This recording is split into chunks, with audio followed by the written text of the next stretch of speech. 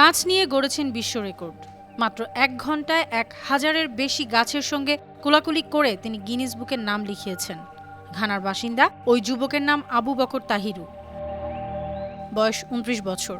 তাহিরু কৃষক পরিবারের সন্তান, তাই প্রকৃতির প্রতি টান সেই ছেলেবেলা থেকেই। পড়াশোনা করেছেন বনবিদ্যা বিভাগে।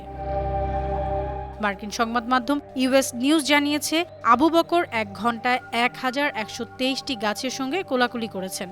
এই কীর্তি করেছেন যুক্তরাষ্ট্রের আলাবামা অঙ্গরাজ্যের তুস্কেগি ন্যাশনাল ফরেস্টে।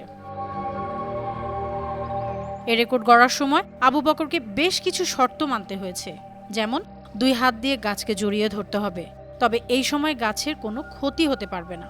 কোনো গাছকে একবারের বেশি জড়িয়ে ধরা যাবে না। আরও মজার ব্যাপার হলো, তিনি রোজা রেখেই এই কাণ্ড করেছেন। এর ফলে তাকে যেমন চ্যালেঞ্জের মুখে পড়তে হয়েছে, তেমনি সুফলও পেয়েছেন। গিনেস ওয়ার্ল্ড রেকর্ডসকে আবু বকর বলেছেন, শারীরিক পরিশ্রমের দিক থেকে পুরো প্রক্রিয়ায় একবারও পানি পান না করতে পারাটা ছিল একটি বড় চ্যালেঞ্জ। তবে পরে এটি একটি সহায়ক উপায় হিসেবে প্রমাণিত হয়েছে, কারণ তাকে পানি পানের জন্য কোনো বিরতি দিতে হয়নি। ফলে একটানে শুরু থেকে শেষ করতে পেরেছেন তিনি। News desk, ৫২ TV.